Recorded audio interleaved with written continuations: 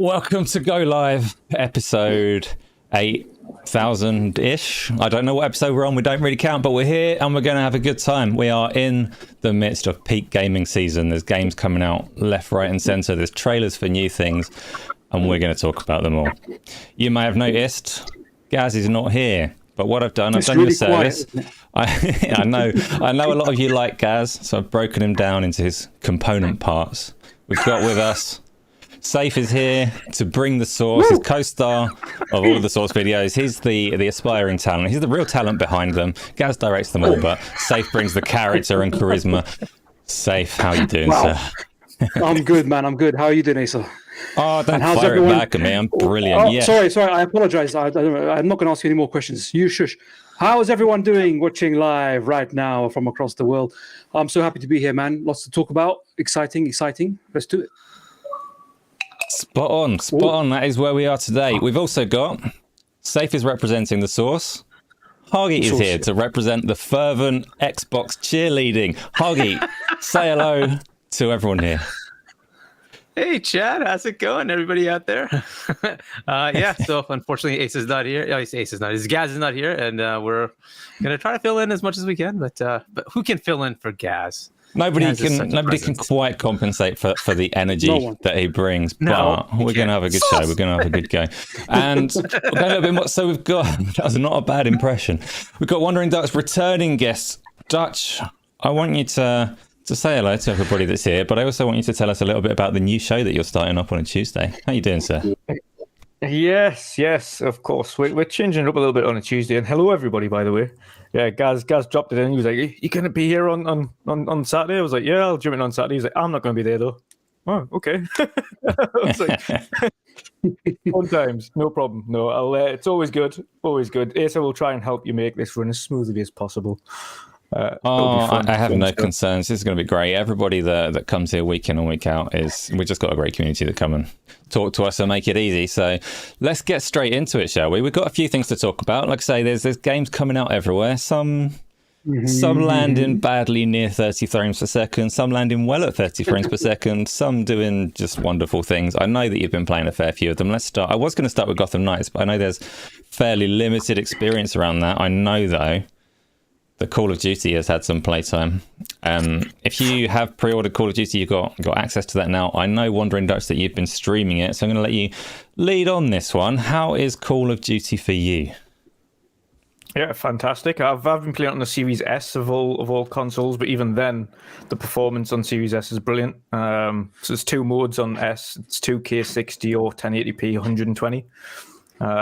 So obviously, performance-wise, it knocks it out the park. Graphically as well, it looks absolutely brilliant on the Series S. A lot of fun with it so far. It's a return to Call of Duty form in terms of its actual campaign. We're talking about the lackluster World War II or Vanguard campaigns. This is more the traditional kind of Black Ops and original Modern Warfare campaigns that we loved and wanted back. So it's great. Really high quality stuff. Really enjoying the campaign so far. Halfway through it at the moment, but I'm just pacing myself until the actual full release next week. And when that full release lands, are you expecting that you're going to get, obviously you will have played the beta a little bit, you know what the multiplayer is all about. Are you expecting that you're going to spend some time in there? Oh, absolutely, yeah. We spent actually the beta, so I only played the beta twice, so over 2 days, but I still put 15 hours in it. So, yeah, we'll be playing a lot of the beta. No doubt a lot with the community as well, because obviously it's going to be great, especially when you have custom matches and things like that you can jump into. So, yeah. 15 hours. Are you any good at it? Are you an expert? Are you going to challenge Gaz to a one-on-one?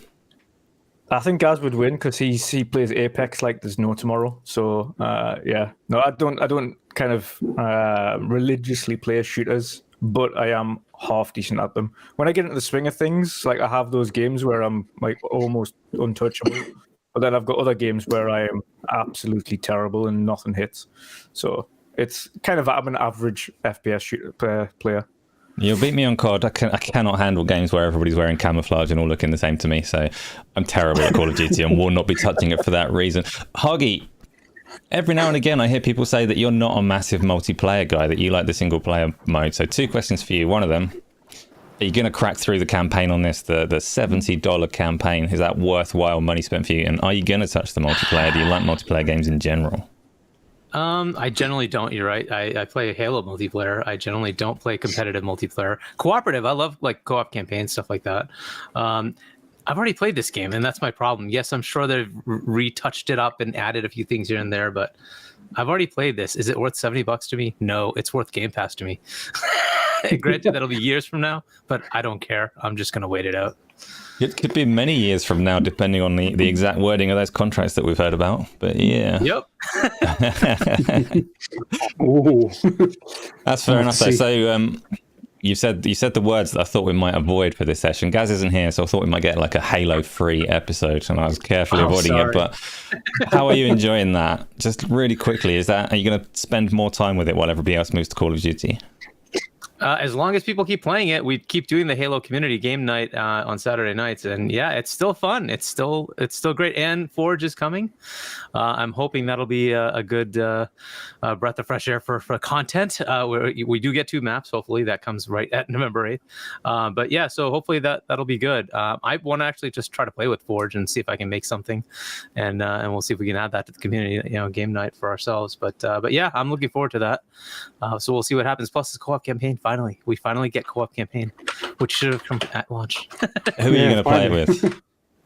I have one friend who hasn't played the campaign yet. I'll play. I'll hopefully go through it with him, and then if anybody else wants to jump in, we can always try to get through Legendary with skulls.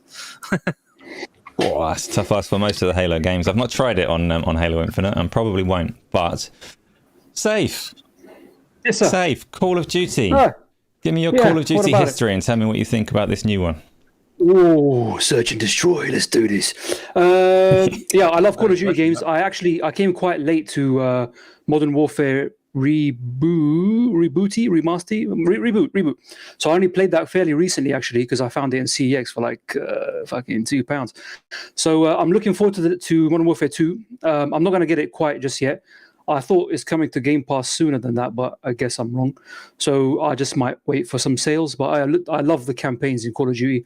I'm not so much on the multiplayer because I'm a sore loser. So against CPU, I'm just a champion, man. Just whack that bitch on easy mode and just plow through the campaign. It's so good. But yeah, I love it. I love Call of Duty games, man. It's so cool. So looking forward to that. But not quite yet. When you say you're looking forward to it, so you say you're going to stick that campaign on easy mode, you're going to blast through it in your 6 to 8 hours. Does that mean that you're planning to buy that game, or are you going to be waiting until the price comes down some? I think I'll wait until the price comes down. But I do enjoy Call of Duty on veteran mode once I finished it on normal. Just to be that clear, I was only joking about easy mode. Who do you think I am? Anyway, so I'm going to play that on veteran because that is one of the few single player challenges that I think I can manage. But yeah, multiplayer, I'm not that big on it. I'll give it a go. But I'll probably get murked, so I'll just stick to the campaign, to be honest. Cool. I'm not going to touch it. Like I say, Call of Duty, the campaign, I do plan to play all of the Call of Duty campaigns. I have not played a Call of Duty campaign for a very long time, and hopefully a whole wave of them will come onto Game Pass at some point. But if you haven't been following the news really, really closely, then you might not know. Everyone's aware that Sony have a marketing deal in place for Call of Duty for the next couple of years. The wording in those marketing deals, as per all of Sony's marketing deals, does specifically state that it cannot go onto Game Pass. It probably also states that before it goes on to Game Pass, they have first dibs on putting it on their own service as well. So in a few years' time, we might see Call of Duty come into a lot of subscription services, regardless of how this deal plays out. But I will wait until then. Let's have a chat about Gotham Knights. Go. Actually, yeah. I was going to say is one of the fun things I've noticed on Twitter, and being a Dutchman, is obviously, first of all, of course, Amsterdam's very well replicated in the game in terms of it visually. Specifically, I've been to the section in the game in real life, but the Dutch people have actually taken all this on board and started to have fun with it a little bit, take the piss, and essentially like out not just Amsterdammers, but Rotterdammers and from people from Eindhoven, etc. And they've been putting up silly videos like if Call of Duty was in Rotterdam, if Call of Duty was in Eindhoven. And just doing all these mock things around it, and it's actually been really fun to see that. But it's also really good the way they have actually represented Amsterdam in the visual perspective, it's pretty bang on. The cool. location specifically. Yeah, it looks amazing. So realistic. I've seen some of those kind of things, the uncanny valley where you look at it at first glance and it's like, is that real? And then the camera moves and the screen space reflections kind of give it away a bit, but it is looking really, really good for what it's worth. The Call of Duty campaigns, they do put a lot of polish, a lot of effort in. They usually do. Vanguard was a little bit of an exception, but usually very, very impressive games if you do want that quick blast. Let's have a look at Gotham Knights. I know the three of you. I know that you haven't played Gotham Knights yet, so the first question is probably going to be if you were intending to before all of the reviews and the tech issues dropped over the last week. But before I go over to you, I will just say I have played it. I've played it on PC. I've only played it for 20 to 30 minutes. There are definitely some technical issues even on the PC side of it, a bit of hitching that shouldn't be there. And also, anybody that's ever asked for, PC settings menus where you can go through all your graphics and you can tailor it to your specific hardware and all the rest of that, and you get some people that say, I want those kind of settings on a console. You bloody don't, I promise. It's a nightmare to try and optimize a game that isn't running perfectly. It's the least fun experience in gaming. So careful what you wish for, don't ask for that. But Gotham Knights starts reasonably well. Ballantone, I have not played as Dick Wingbat just yet because I want to leave his legend unspoiled, or I did until I realized the potential for puns if I try and stream it. So Dick Wingbat may be making an appearance in the near future just purely for that reason. But Gotham Knights is I haven't played it enough to speak on it and how long the systems are going to remain entertaining for. But the first 20-30 minutes is pretty decent. And I know Colt Eastwood and Zorka have both been raving about how much they like it. I'm not sure how serious they are. They might be trying to wind up Gaz and Fonz, but they seem to like it. So reviews are very mixed. Performance is spotty on any system that you play it. But we'll go reverse order. We'll start with Safe. Safe, you're a comic book guy, aren't you? Do you have interest in Gotham Knights? Were you planning on getting it? I was originally, when it was first announced, I would say, color me intrigued. But as time went on, I became less and less interested in it. And now that the reviews are out and it's, all these technical issues, people are saying it's locked to 30 frames. And I don't know. It just doesn't look very good. Watching the gameplay footage, the combat as well seems clunky, seems like an amateurish attempt to imitate the Arkham games. And from a comic standpoint, or somebody who really likes Batman comics in particular, or the Batman sort of universe within DC. I mean, people might have a difference of opinion here, but I maintain that you can't really have a Gotham set game without Batman in the lead. The others are not, they're okay characters, Batgirl, Robin, whatever, but I don't think they can carry a Gotham game by themselves. You need Batman, and Gotham is synonymous with each other. They go hand in hand. Without Batman, it's pointless. So I'm automatically not interested. I'm out. But the game looks like it's crap anyway, so I'm out anyway. So extra out, yeah. Extra Fair out, enough. yeah. So if it had come out and it had been a bit crap, but it had Batman in it, would you then be more interested? I might be more interested. Yeah, I might consider it. Yeah. Fair enough. Hagi, I reckon this is a game that would have been right up your alley if it had been looking and performing where it should be. What are your feelings on it? Yeah, why has it landed the way that it has? Yeah, unfortunately, right? But yeah, no, I was actually excited to play it. The graphics don't necessarily bother me. The frame rate, however, does bother me. So now I canceled my Xbox pre-order because I don't know if they'll ever patch it. If they will, it might be 6 months to a year from now. So the option is play it on PC, and I might pick it up on PC and play it. I'm more interested in the story. I've heard the story is pretty good. Maybe it kind of ends not as well, but. So that's really where I'd be. As far as the gameplay, yeah, it does look like it's clunkier. It doesn't seem as fluid as what we had with the Arkham series before. But I'd be willing to give it a shot, right? And so that's kind of where I am. So I might pick up the PC version and try it. I think you've played it, right, Asa? So I'd like to hear what you have to say about it. Because I have a 3080 Ti, you have a 3090, very close. So I want to see what the performance is like and how well it worked. Yeah, and I can tell you, so on the PC version at the moment, like I say, I haven't been through very thoroughly trying to optimize it because that is a pain in the butt. It runs really well at times, but it has hitching issues, which Arkham Knight also launched with a lot of hitching issues. I've got it installed on a very fast drive, and I'm not sure that the hitching is something that can be defeated through any amount of tweaking. So definitely not an ideal situation in terms of that, but it doesn't look bad.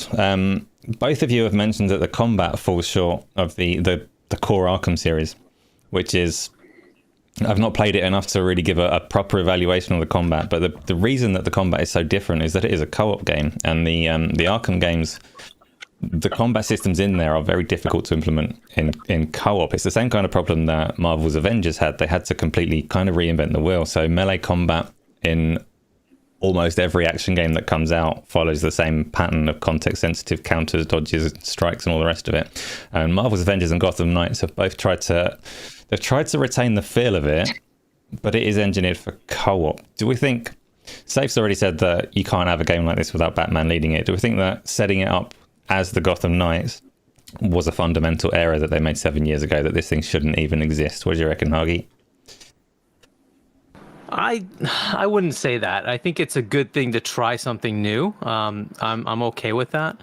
I wish they'd also had like kind of remastered the original Arkham trilogy. Going back to that now on Xbox, the graphics are they're hampered by the fact that it was released on the Xbox One, not the One X, so it doesn't have the updated graphics. It would be nice to see that with a 4K 60, because that thing looks beautiful even as is with all the old style graphics that it had. I could just imagine how good it looks if it was updated a bit. I wish they'd released both at the same time, because then it'd be nice to like revisit the old one as well. But no, I like the idea of trying something new, right? So hopefully it does hit. I actually like the idea of co-op. That's kind of cool. I like co-op games, so maybe that'll be a good way to play it.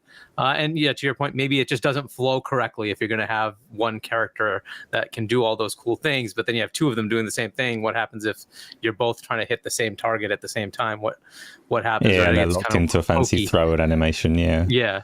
So no, I think it's kind of cool that they did this.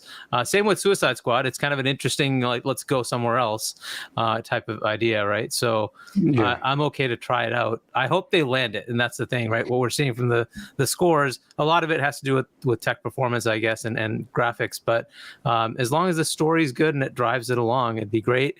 If the other parts of it are repetitive, annoying, and hokey, well, that does kind of drag it down, right? I really enjoyed the Arkham trilogy. It was very, very well done. I liked it a lot. Yeah. So I'm hoping it's not that much of a departure. If it is, well, that's disappointing, right? You're absolutely spot on about the Arkham series as well. There's this. So the Xbox Series consoles, the backwards compatibility program is really good almost across the board. Handles original Xbox games really well, 360 games really well, Xbox One X games really well. But there's just this little spot, there's 2 or 3 years where the Xbox One was the only console on the market, and you get a game like the Batman one, and it's like, 900p with no enhancements really for the new console. So hopefully that's something that Microsoft will look at and deliver us some treats, because they do have form for doing that, don't they? So we'll see. Dutch, Gotham Knights. Who's the best hero? No, tell me about it. Tell me when you decided not to get it, or whether you're going to in future, or what it needs to do for you. Yeah, unlike quite a few people, I would imagine, I'm not a huge Batman fan. To the point where the only Batman trilogy I enjoy is the Dark Knight trilogy, and that's mainly because I enjoyed the bad guys more than I did Batman himself. Although Batman was played, I think that is the best Batman that there was, personally. Over Batfleck, I much prefer this guy than the rest of them. I think he did a great job, but the villains in those films were just absolute A tier. Of course, you had Bane and Joker, of course, as some of the most memorable kind of villains in, I think, all of the superhero films. Let's put it that way. But in terms of games, I'm not and this goes for all superhero games, I'm not a huge fan. I don't think the vast majority of superhero games have been done well. Spider-Man being an outlier. I think Guardians of the Galaxy was a tremendous game as well, but that played more on my love of 80s music than anything else. So the fact that it had that unbelievable 80s soundtrack was just an absolute bonus. But the gameplay was also relatively enjoyable. However, then you look at the likes of Avengers, and you look at kind of, again, aside from Batman Arkham Knight, I've never played it, but I've heard it is great, or at least in terms of the combat. Combat is great.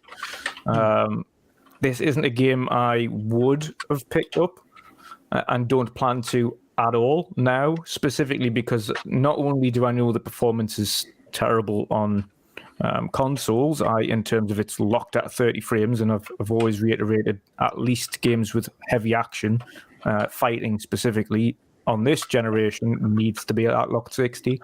But we were also hearing, of course, that the PC isn't too much better off. It does have its issues. So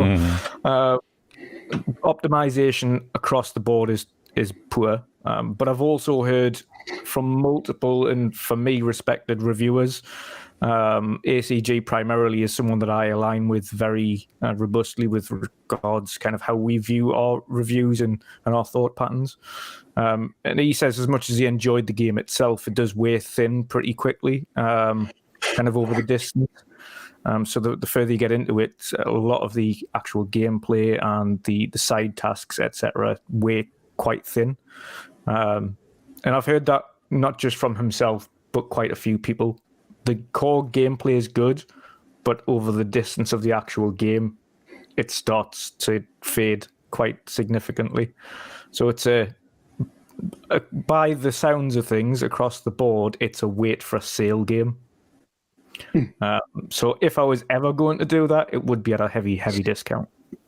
That's fair enough. It sits in that weird place where you kind of get the impression that when they were concepting it out, it was going to be a live service game, and then they saw Avengers and went, actually, and it sits on that kind of halfway line where it's co-op, it's live service, there's a lot to do, but they're not delivering it as a live service. They're not going to keep on adding stuff to it, especially not if it bombs in the box office, as it were. So yeah, I've not got far enough into it to really know how that's going to play out as we go. But you did mention Suicide Squad. Suicide Squad has some of the same issues in that nobody really cares about the characters that you're going to be playing as, but they've gone for a very different approach. They've gone for what looks like a lot more ranged combat, a lot more traversal and action in that sense. It looks a lot like Sunset Overdrive, doesn't it? No, Safe, you can't pretend that you care about any of those characters. But are we feeling better about that game? As a polka dot man? Safe. Oh, Polka Dot Man is the winner. Yeah, he's the best. Now, Suicide Squad looks more promising, and there's better pedigree behind it as well. That is Rocksteady doing that, right? Yeah. Absolutely. So that's automatically got my interest. And going, yes, actually, that's a good point. What was I going to say? I've forgotten now, so don't worry about it. Oh, I remember now. Yeah, I think the character selection in Suicide Squad is more interesting. You can do a kind of Gothamish game, going back to what I was saying before and what Huggy was saying as well. But with the Suicide Squad characters, that is something I'm more interested in, because they're not like the, Batman sidekicks. Yeah, it's not fixed on one person. Like anybody in the Suicide Squad could be an awesome thing. Yeah, exactly. Especially Batman, Captain Boomerang. Yeah, exactly. If it's not Batman, they're all just sidekicks. So, and that is the Batman or Gotham problem, because of course, when you're in Gotham, you want to be Batman. So it's always going to have that thing. Yeah, you're right, Steve. Yeah. But you don't feel that applies to Suicide Squad when you can't be Batman and you're still running around Gotham?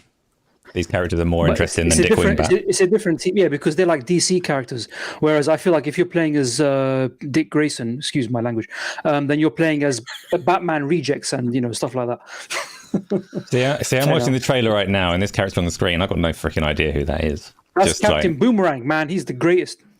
That means nothing to me, Safe. I don't know who that is either. I know Harley Quinn, and I know there's a shark guy. Forget Harley Quinn. She's overrated. Look, this guy is Australian. That's number one. He's automatically winning. Then he's got boomerangs, which he throws at people. That is incredible. You know how difficult it is to throw a boomerang? And he probably plays the didgeridoo. I mean, that's amazing. I mean, come on. Aussies, man. I'm buying it. Day one, I will put in my pre-order as soon as the show is done. Australian edition, day one. Done. Pre-ordered. But does anyone have anything else they want to say on Suicide Squad before we move it along? No, perfect. We're gonna have a momentary break from games. We're going to talk about something else. We're going to talk about the things we use to play these games. We're going to talk about controllers. Specifically, the DualSense Edge has been priced this week. It's $200 money. It's £209. some amount of European monies that's even higher. I don't know. It's a lot of money. It's a proper premium price for a controller, but it does have the paddles. I need me some paddles. Hargy, do you still have your PlayStation 5? I can't remember. Nope, sold it. So you probably don't want a DualSense Edge either, do you? That's fine. Yeah, even if I were to use it on my PC. And the specific reason I got rid of my PlayStation was the stupid controller. I can't stand the sticks being symmetrical. It just doesn't work for me. I've tried for every generation, and it annoys my hands. So I'm like, I'm done. You are holding it upside down. You could have just got the Nikon Revolution Pro and it would have solved all your problems. Yeah, maybe. I don't know. I'm just kind of done with that idea. They said they're putting their games on PC, right? So if they're putting their games on PC, I'll just play there. I can use my controller. I can see you're on form there with that's a key for Gotham that you just put into chat there. So whoever claims that, enjoy it. Tell us how it is next week. Hargy, though, you like to throw a bit of cash around. Does that mean you've got the Elite controller for the Xbox? I have bought probably 9 or 10 of them, so because they break. Is that because they break? Yeah, fair enough. I've had a lot of luck with my Elite controllers. They don't break on me, but I've got delicate hands, I guess. I don't know. Dutch, he's a sweetheart. You're holding up your Elite controller there. Do it again. Give it a little wave. Those what are they? They're £160. What are they in dollars? Huggy, do you know what the Elite? That one was a bit more because it was the Master Chief one. Halo edition, right? Yeah. It's normally I think 180. It's currently like on sale. I think around 150, and then the core, the new one, is 130. Yeah. But if you want to design lab it, it's 150. Yeah, design lab with all the fancy colors if you want. I was going to say if you get the full whack Design Labs Elite now. It's actually as much as a regular Elite would be. Yep. With all the additions and the case and everything. You get the discount off it. Tell me about the DualSense Edge. You're a PlayStation gamer sometimes? Yeah, I've got the regular DualSense as well. So, are you planning to pick up the Edge? You need those paddles. I don't need them. To be honest, with my knowledge of being able to customize these things, I can add the paddles on anyway as a separate thing. So if I wanted to create that as a Pro controller, I can do that. But that's not to say that I will not buy one in the future. However, not at that price. I've had a go at Scuff specifically in the past for overcharging on ridiculous Pro controllers that break easily.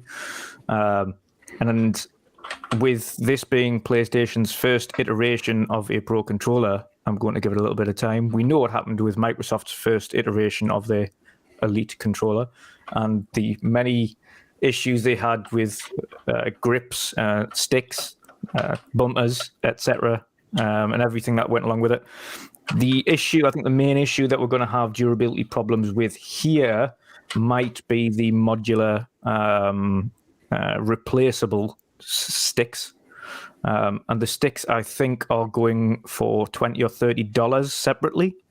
So if they do break, you've got to fork out $30 for a singular stick, not both, not a pair. So if they do break, which of course internally they are the same as every other stick anyway, you'll still get stick drift on them. They're just modular. So essentially they're just saying, oh, well, if you get stick drift, you don't have to send it for a pair. You can just buy another one.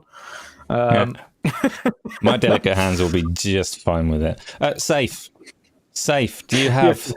The dexterity to use paddles in a controller? Do you use any fancy controller at the moment? I don't need any Pro controllers, man. I'm already Pro, bro. I'm already Elite. I just need a standard one. Earlier, I scraped out all the dead skin cells from the... Oh, sorry, that's disgusting. I'm not going to talk about that. I have the tool here. There you go. Very useful. Scrape out the debris. And I just use standard controllers. I actually quite like the DualSense. It's nice and chunky, like me. But I just prefer using the Xbox controller. So that's why I bought recently a new PC, and I'm very much enjoying playing PC games with a controller because I don't like keyboard and mouse. Ooh, controversy. Ooh, maybe though, Safe. Maybe if you got an Elite controller or a DualSense Edge, maybe you wouldn't keep losing on Call of Duty, and you'd be able to enjoy the multiplayer. So I need to have a special controller just to compete with people. Well, that means that they're cheating. You're telling me you're pro and you don't need it. I'm just putting it out there. Maybe you could be that a little bit more pro. Man, I thought we've been through this already. We have indeed. So Huggy, you don't use the DualSense. You've already expressed your opinion on that. Dutch, I think everybody can probably agree that the DualSense is a massive step up from the DualShock PlayStation 4 controller. That thing was pretty horrific. But true. how do you find, Dutch, that it compares to the Xbox controller today, the standard one? The standard at Series X controllers, in terms of its basic functions, I'm not talking about kind of the fancy add-ons. At the end of the day, those are just bonuses. When we're talking about its actual basic functions and how the controller operates and its controller latency, etc., the Xbox controller, to me, still outperforms the DualSense controller. Yes, we've got the additional features, the additional motors to give it that 3D motor sense in the triggers, etc. But haptic feedback, yeah, it's good. Yeah, when it comes to the actual kind of latency and trigger latency, etc., especially in shooters or quick response gaming, the regular Xbox controller is still better in that sense. Of course, when you're talking about overall features, the DualSense obviously has more features than the standard Series X controller. So it depends on what somebody wants to use it for. Of course, if you're only using it for these great AAA first-party single-player games, then the DualSense is your man. But if you're talking about multiplayer gaming and you need something that's got quick response times, then the Series X and S controller is definitely better. Beer Baron, I see you there. I see the price in Canada. I love all the people in Canada and all the things you spend your money on. So yeah, $230 in Canada as well. It costs a lot wherever you live, basically. For me, the two controllers, the DualSense and the Xbox, the basic controller, I can really go between them quite easily these days. I find them both pretty comfortable and I'm happy using either, but I do really like to have the paddles for jumping and rolling. So whenever I play like Horizon Forbidden West and I have to press face buttons to dodge and it's just annoying. So I really do want the DualSense Edge, but I really don't like the price of it. So we'll have to see how things go on that one.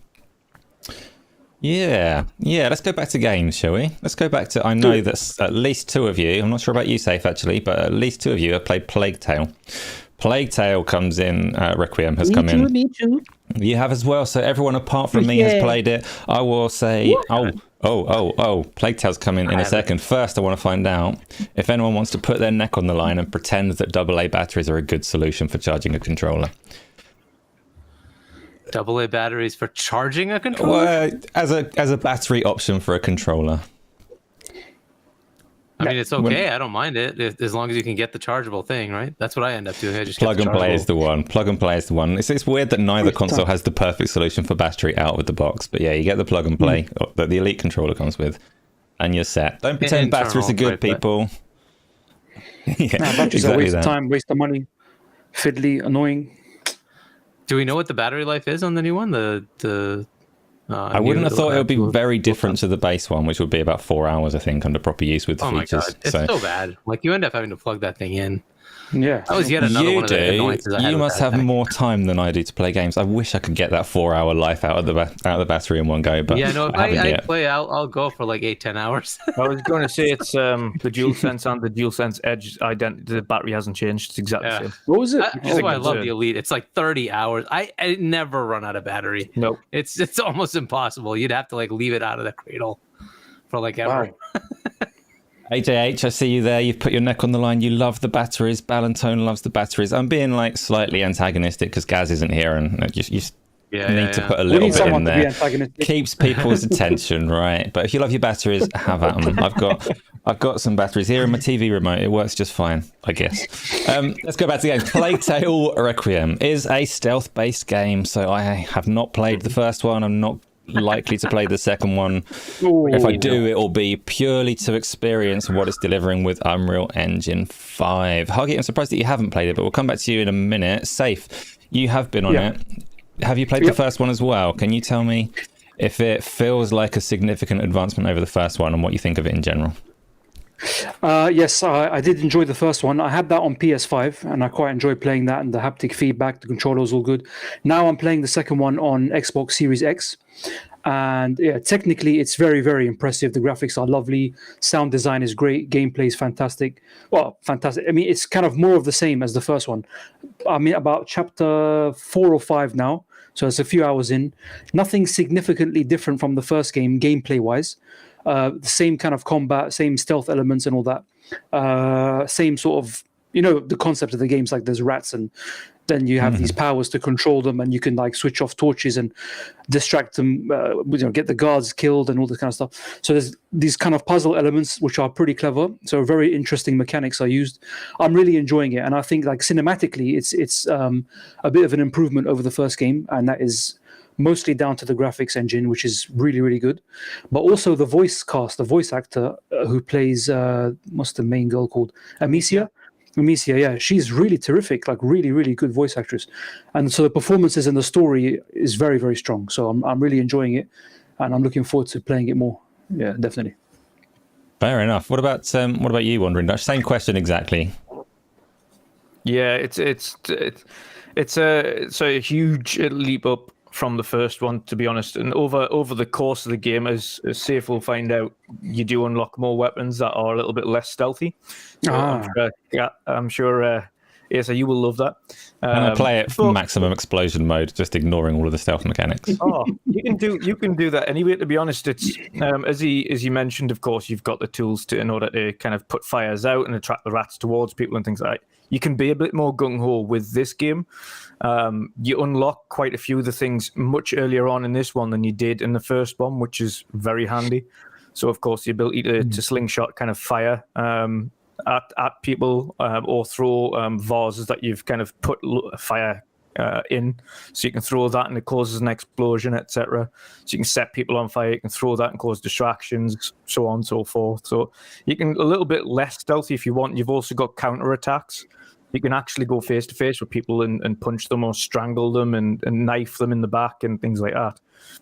You're not always going to lose that 1v1 situation like you would have done in the first one. Apart from the guy's got a helmet, in which case then you've just got to distract him essentially, and then find another method of taking him out. But it's graphically absolutely stunning. You'll thoroughly enjoy what you see visually. Performance wise, I know that's been kind of a key one that people have spoken about. It is technically 30 frames, but if you have a 120 hertz display that has VRR, FreeSync, G-Sync, etc., then it is between 40 to 45 at the push. So it's actually a little bit more of a smooth experience if you have a better viewing device. You've said enough about the gameplay there to put me off of it for life, so I'm probably not going to touch it. I have actually downloaded it. I'm not in a rush. Huggy, I'm going to come on to you in a second, but Dutch, a quick question for you first. So there's been a lot of talk this week. We're not going to go into God of War Ragnarok today, but there's been some early previews and some of the criticisms, if there are criticisms, it's mostly very positive. But the one thing that people are leveling against it is that it doesn't necessarily feel like a next-gen game. It feels like a PlayStation 4 game because its roots are there. Plague Tale is next-gen only, but you just described the gameplay being pretty much the same as it was. Do you feel that the visual presentation warrants it being a next-gen only game? Does it feel like a Series X special edition bit of magic? It certainly feels like one of the prettiest games we've had the pleasure of seeing this generation so far. Does that satisfy you? Doubt. Yes. From a visual perspective, absolutely. This is the kind of first, I think it's the first game that's really showed us what this next generation is about visually. I think going forward, this kind of sets the benchmark for how a next gen game should look. And I know for a fact, even though the God of War, of course, was on previous generation as well, of course, as we know, the PS5 version of God of War will still look tremendous. And to be fair, let's face it, God of War 2018 still looks fantastic to this day. It holds up unbelievably. So we know it's going to look great. But yeah, Plague Tale, with no uncertain terms, is a great benchmark to start at. Let's put it that way. The first game that I've seen, including, and we've seen Deathloop, which is, to me, that didn't really do anything. We've Flight Sim, of course, tremendous, but again, it wasn't. It was a different kind of feel, should we say? It wasn't a game that everyone's going to play, so we can't discount it, but we also can't count it really as a full thing. From an actual game that everyone's playing, yeah, absolutely, it's the first step in what we should expect graphically this generation going forwards. I think this kind of hits that benchmark. That's perfect leading. So, Hagi, I know you haven't played this yet, but I know you have some opinions on what we can expect from Unreal Engine 5 going forwards and next-gen only titles going forwards. Do you feel that Plague Tale makes for a good benchmark, or do you think we should be prioritizing that frame rate more so? What are we going to see going forwards? This is an interesting question, right? Because there's nothing stopping you from doing 60 FPS. You just dial it down. I don't know if the technologies that UE5 introduces are so integral or so unoptimized to handle 60 FPS. This is a major headache we're gonna have to just play through, right? What we've seen so far outside of Fortnite, which does not seem to use Lumen and all that stuff, right? So, or maybe it doesn't seem like it. It seems like it's basically the same game, just running UE5. But when we see UE5 demos, they're not high frame rate, and that's concerning, right? And I don't know what that looks like. Like, Gotham Knights, for instance, I think it is Unreal, but 4, is that right? But that one is doing poorly on PC. That's concerning in and of itself. But that may be just that studio can't do it right. But UE4 is pretty well optimized at this point. I was going to say as well, Hagi, to kind of answer that question, the difference between UE4 and UE5 is a huge step. Speaking to a few developers so far, after they've made that transfer, the performance boost actually would have helped Gotham Knights 100%. It would have doubled the performance on that game, doubled it. So really minor thing. I'll get back to you on that, Huggy, so you can carry on your point. But for people wondering about the Unreal 4 implementation on Gotham Knights, on PC, you can force it to run in DirectX 11, and that apparently does resolve most of the stuttering issues, but you lose all the ray tracing and DirectX 12 features like that. So Unreal Engine 4 definitely is in a slightly awkward place in terms of its DirectX 12 implementation, at least. But carry on, Huggy, where you were. Yeah, so I don't know. I'm concerned that we're going to have this, like, I want the game to look good thing from the developers, and, they're going to push the feature set over the frame rate. We haven't seen anything that really takes advantage of it really come out and run well. And until I see a 60 FPS, I'm going to go with it's going to always be 30, right? And this is kind of what we always see, right? In the cross-gen period, like the games that are running on the old system, well, they now have so much more oomph available in the new system. They just run better. Great. That's cool. But then everything catches up and they're like, oh, I can take advantage of these capabilities. Cool. Now I'm going to throw in all this new stuff and, it's back to 30 FPS. And we finally just got used to kind of getting 60 FPS as a target. And now it's being taken away. And you look at Modern Warfare 2, and they've gone the opposite direction, right? They're doing 120 on a Series S. 1080p 120 on a Series S. Forget like the big boys, right? And that is way more optimized, right? Based on that id Tech, Call of Duty engine, they're doing a way better job. And I don't know if that's just optimization or what, right? Because they do well on graphics. Call of Duty does not look like a slouch. It looks pretty good, right? So how they manage to do it is maybe is just putting more resources on the engine to make sure they can optimize it. UE5 is not a small time engine either, right? It's a pretty large, extensive, industry-wide engine. I just don't see it yet, and I'm hoping that isn't the case. That every UE5, the games that really take advantage of it, game that comes out will suddenly be 30 FPS, right? But that's what we're seeing, and that's disappointing, right? This is not UE5. Plague Tale, I believe, it's their own engine. I don't think they use UE5. Gotham Knights is UE4. It's not 5. But yeah, so that might be just that studio, because we've seen plenty of UE4 games work pretty well, right? But that is my fear. Every time you bump up the graphics, A, you take longer to develop, and B, you start pushing more of the hardware, and it gives you lower performance.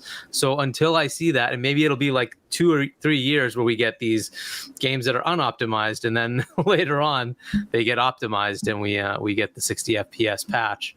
But we'll see, right? This is kind of my fear for the next few years. We're probably going to see more games do 30. Will Starfield be 30? That's what we're hearing. And is that what we want, right? Do we want to say, no, give me a 1080p 60 on Series X? I don't. So the one thing, Hoggy, that I don't understand is why the developers, they have the tool FSR2 available to them. Mm-hmm. They have the ability to implement that in their games, and yet they're not. There's only a handful of games that have released that have actually used FSR or FSR2. One of them was Deathloop. Yep. Well, Deathloop didn't use FSR2. It used FSR. No, they used the first iteration. Yeah, that's right. 1, right? Yeah. But again, Gotham Knights probably would have resolved the vast majority of their performance issues if they'd A, been on Unreal 5, and B, used FSR. And we know from a studio the size of the guys behind Gotham Knights that the implementation to switch over that engine would have probably taken them 1-2 weeks, maybe if they really wanted to do, maybe a month to kind of just ensure everything was running ultimately smoothly. But it is down to the time that they put into optimization, and they clearly didn't put that time in. And I think it's hurt them even more, the fact that primarily they've chosen to get rid of the previous gen consoles because they cited that it would have to be on next gen only. Then the lowest end denominator is actually a 1660, which is baffling to me.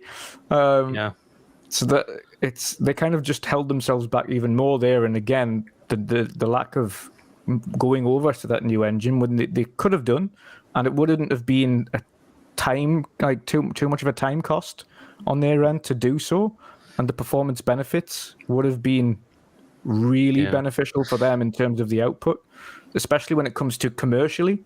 Like, you've seen, this was behind closed doors, essentially someone on a thing saying, oh, by the way, it runs at 30, and everybody just went, no. What?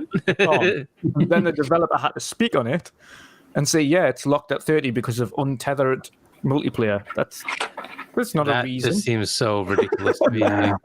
Anyway. So the whole debate on frames per second, you're right. I think it's until a lot of developers use the full suite of tools available to them in order to get the performance, then they're either going to aim for that native or upscaling method, such as checkerboarding or something like that, in order to get those.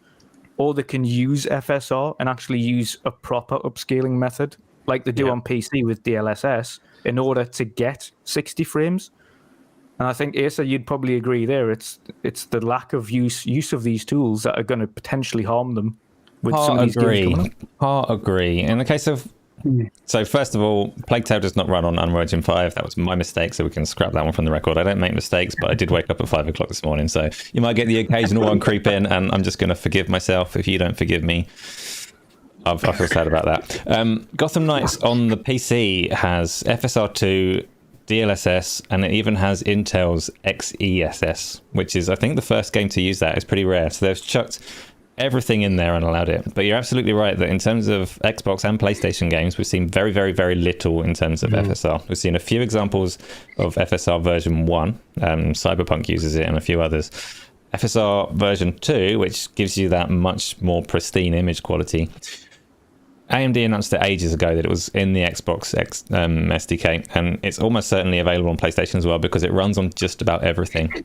But it's not particularly cheap to run. It's not particularly cheap. It's not the case of just like drop some files in and run it. It's it takes less resource than like a native 4K, but it takes a lot more than FSR version 1. So I would say it's not a silver bullet solution to every problem, but hopefully we will start seeing it soon. Spriggan says that Uncharted 4 on the PC uses Intel's upscaling as well, which, whether that's any good or not, I can't speak on. I haven't looked at it.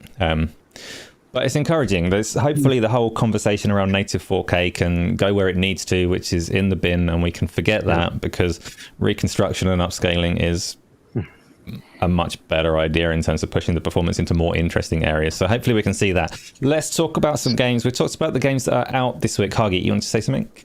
Yeah, so I was just going to add a little bit to that. As far as some of these things actually add a lot more development headache, right? So as the graphics cards weren't as complex, you just kind of did your thing and it worked as well as it could. Now we're adding all these features. Well, that adds more headache to the actual dev cycle, right? So it's not as straightforward. There's also, is it well documented? Is it easy to use? And how much back and forth is there with, say, Xbox or PlayStation or AMD or whoever, right, to actually make it work? And they may just say, you know what, it's not worth the extra effort. Let's put the effort on bug fixes, get the thing out there, and 30 FPS is good enough. And that is going to be a lot of the cases, right? We're in this transition period with all sorts of new technology, and all of them have to be like looked at and implemented during this whole COVID time, where you have to have hardware to do it, right? It's not I can just do something in software and play with it. No, you have to have the physical hardware, and dev kits are not a joke, right? So you're not really allowed to have those at home. You have to be in building, right? In a lot of cases, and we're talking like big boxes that are stacked in a lab. So you have to be able to go play with it. So it's a pain. I get there. That this is kind of a headache. They were all people in a lab working those things all the time, and we got into the work from home model, which made things far more challenging. And so we're going to have a little bit of a bubble of that effect, right? So I think that to your point, yeah, it could be done, and it may have been that it was just too much time, right? It took them 4 times as long to do the same thing that they could do before, and it's because of these COVID headaches that happened working from home, right? And we're starting to see the effects now. Right. So hopefully that does iron out. People are going back to the office. That's cool. So hopefully that gets ironed out, but it might still be there for a few years. Just wanted to throw that out there. Yeah, these 230 frames per second games that we're talking about, Gotham and Plague Tale, I will say, to their credit, I've not heard much in the way of bug reports and things. So they've been developed through this tumultuous time, and they haven't launched like Cyberpunk. So perhaps they deserve some credit for that. I don't know. Let's talk about other things that are in the works, though. We've had some trailers and announcements this week. So we've all got these games to play. We've been talking about those, but let's look to the future. Let's look first at the Silent Hillscape, which is all I can call it, because I don't know what Konami are doing, but they've just announced like 800 different Silent Hill projects, which you may or may not be looking forwards to different degrees. Let's go. Safe, you like a bit of horror, don't you? Are you familiar with all of these? Tell me which Silent Hill projects are exciting and which ones look ridiculous. I don't. I only played Silent Hill 2 very, very briefly back in the olden days. So I'm looking forward to the Silent Hill 2 remake. I've never played any of the others. I'm more of a Resident Evil fan, but I know Silent Hill has its like massive fan base. So it's pretty interesting that they're making a remake of that. The trailer looks pretty impressive as well. I'm not too sure about the others. The Silent Hill F, which is a 1960s Japan set Silent Hill game, which means it's not set in Silent Hill, but anyway, that is also sounding very interesting. And just a bit of trivia: the producer, I mentioned this in our WhatsApp group the other day, didn't I? So the producer of that game is the producer of Luigi's Mansion. So we're in for a good time with vacuum cleaners and ghosts and stuff like that. I can't wait for that shit, man. It's going to be cool. But yeah, Silent Hill 2 remake. I think that's probably the most intriguing, probably to the fans. But I don't know, you guys, have you played Silent Hill? I don't know that much about it. Oh, there's also another film being made by the same director as the first film. So there you go. Well summed up, kind of. Yeah, so Silent Hill Remake 2. Let's take this one. Silent Hill Remake. It's been made by Bloober Team, and it's got at least a year of exclusivity, console exclusivity on PlayStation. Hagi, do you think this is a case of Sony doing their thing and kind of being arseholes with the money hatting, or do you think that this is a case where Konami probably wouldn't be making this game without that kind of deal in place? What's going on here? No, I agree. I think they just wouldn't like. So Konami's starting to come back into the gaming thing. They kind of gave up on gaming for a bit, especially with the Kojima split. They're like, eh. And so they're starting to come back to it. Like, hey, this is actually a moneymaker. So I don't know if they could have money or invested themselves, right? But it certainly behooves them, because they've been out there saying we want partners, right? So it behooves Sony to come in and say, why not? Let's partner and make a game. And I'm hoping the other big platforms are doing the same. But it's not a bad idea, and I don't begrudge Sony for doing it. This is what they do all the time anyways. This is what they've been doing in the industry. And everybody gets exclusives. That's fine. It's cool that we know it's 1 year. And I think that's kind of one of the things that needs to start happening more, is that when we have these exclusivity deals, is that the consumer knows, hey, what does this mean, right? So that you can actually make informed decisions as to whether you want that platform, or you can wait, or what you want to do, whether it's coming to Steam or some other platform you use routinely or not. You get to know, hey, this will be on this platform for a year, 2 years, and then I can do whatever I want, right? So I wish I was as confident as you on that one, but Final Fantasy VII Remake kind of throws a little spanner in that, like. Hopefully. Yeah, exactly, right. And we have no idea what that is, right? It seems to just continuously keep going perpetually, and like it'd be nice for consumers to know this is locked to this much, and then it'll come to other platforms, right? But yeah, so I think it's fine, whatever. Fair enough. Do you actually have you played Silent Hill before? Do you actually care for the franchise? Not really. I played a little bit of Resident Evil, not much Silent Hill at all. I'm not much into the horror genre for games. It's usually just meh to me. I don't know. Much like you don't like stealth games. I just, for some reason, I just don't. I don't seem to vibe with horror games. It's not that different for me. I played the Resident Evil series up to Code Veronica, and then I pretty much fell off of horror as a genre until I started streaming a couple of years ago, and it's fairly entertaining for that particular environment. So I got back into them and have enjoyed quite a few of them. Silent Hill, I don't know what to make of it yet. I guess I'll wait and see how it turns out on all 800 of the projects. 800, I think we all agreed. Yeah, 800 Silent Hill projects. Dutch, I know that you've had a few conversations around Silent Hill on your own show. Summarize some of these other weird, wacky projects. Tell us which ones you're interested in and which you're not. Yeah, so obviously Silent Hill 2 remake. I'm interested to see that. I'm really interested actually on the film you mentioned, because of course one thing I hope is that they use I've forgotten his name again, the main actor from the first Silent Hill. Sean Bean? Yes, I really hope he returns to play the lead.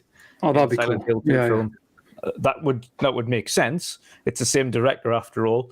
So if you can get the same lead character again, that would be awesome.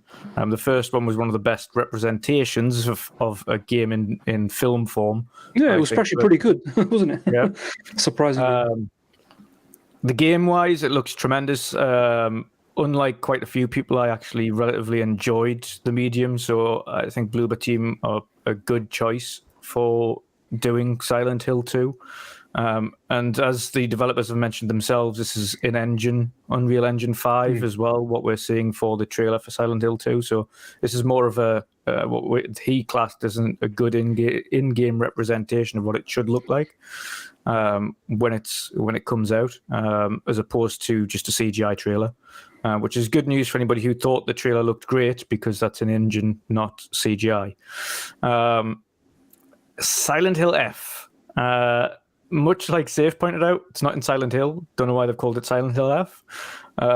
Silent Hill is based on a town called Centralia in America, which is literally mimicking what happened in Silent Hill. A mine underground caught fire and essentially eviscerated the town that was there. Only a few people remain there to this day, if at all. So Silent Hill is an actual place it is based on. So having a 1960s Japanese Silent Hill doesn't make much sense unless you're saying there's another Silent Hill-esque town somewhere else in the world back in the 60s, where the same horrors kind of happened, but then it didn't go down kind of the same realms of like Pyramid Head and the bobblehead nurses and things like that. They'll have their own Japan-centric ghosts and it was like spooks. It was weird. It was like flowers popping out of her and then her face peeled off and things. And it was like, okay. Japanese ghosts are scary though. They're scarier than Western ghosts. Discuss in the comments, guys. Trust me. Yeah, well, the Japanese, the Ring, kind of versus the European Ring. It's the Grudge and the Ring, and oh my god. Yeah, well, absolutely. Then of course, you've got another one interactive series and then another spin-off game. Is it a multiplayer-centric one, or? Yeah, I think one of the multiplayer-centric one, and then you've got that series as well, which I don't quite like. It's everyone chooses the options. It's not really a game as it is a TV series. I don't know. It could be like the Netflix special of the Bandersnatch. Yeah, choose your own adventure kind of. With J.J. Abrams helping out, which is, I noticed Bad Robot was in the production, the logos, even for the Silent Hill 2. Yeah, or was I wrong about that? I think they've got a game studio now. I don't know. Yeah, so it's certainly interesting to see what they would do, but both of them things aren't something I'm too overly interested in. I think the only one I'm thoroughly interested in is the Silent Hill 2 remake. Silent Hill F, I just think detracts from what made Silent Hill a great game, and that is the locale Silent Hill. So yeah, fair enough. Safe, your room's looking very colourful today. Much improved. Thank you. Love it. Nice little background going on there as well. Cheers. You wanted to talk about, you mentioned before the show, we just talked about the Silent Hill film, but you're aspiring voice actor that you are.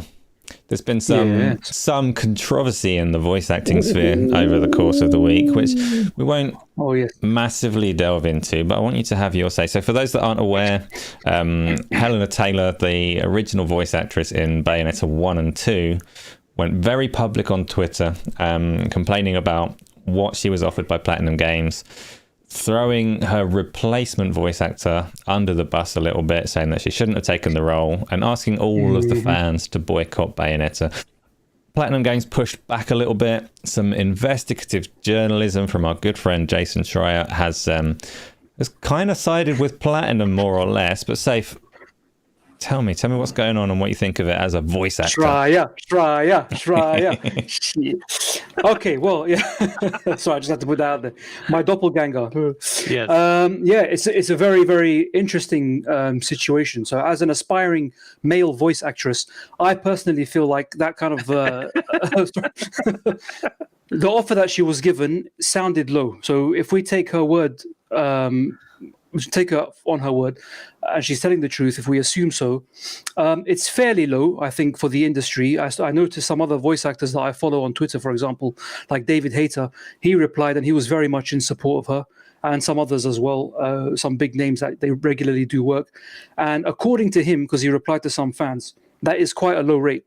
So if that is the case, and she was only offered $4,000 for the entire recording session for her, that's the whole pay pack for that whole project, that's not very good, and I do feel sorry for her. However, the way she came across in her videos, it wasn't a very good look. If I'm honest, and this might sound rude, she came across as a bit of a Karen to me. She was like just moaning about nothing. $4,000 is nothing to scoff at for many people. For a voice actress who hasn't had another project apart from Bayonetta for the last 8 years, okay, just kind of take what you're given, because you're not doing anything else, really, let's be honest. Okay, now, I do feel sorry for her if she's telling the truth, because she seemed to be struggling, and she was explaining how she's been financially, struggling. But then she compared her situation to that of the NHS. Now, that was taking the piss, if I'm honest. That's really taking it too far. And now it's transpired, and I did think this originally, I had suspicions, but now it's transpired that she may be straight up lying, because as my clone, Jason Schreier, pointed out in a Bloomberg report, she was offered $4,000 per session, and there were multiple sessions planned. And she wanted a 6-figure paycheck and some residuals or something like that. They said no. She said, okay, fine, no thanks to you. And then they said, okay, bye-bye. So from the way I see things, it's business. Unfortunately, maybe she was offered a low pay, but business is business. They didn't want to play ball with each other, so they called it off, and they found someone else. Now, the replacement is Jennifer Hale, who is probably one of the greatest voice actresses in the business today. She's amazing. Bastilla from Knights of the Republic, one of my favorite performances. She's Samus Aran. She's amazing. She's incredible.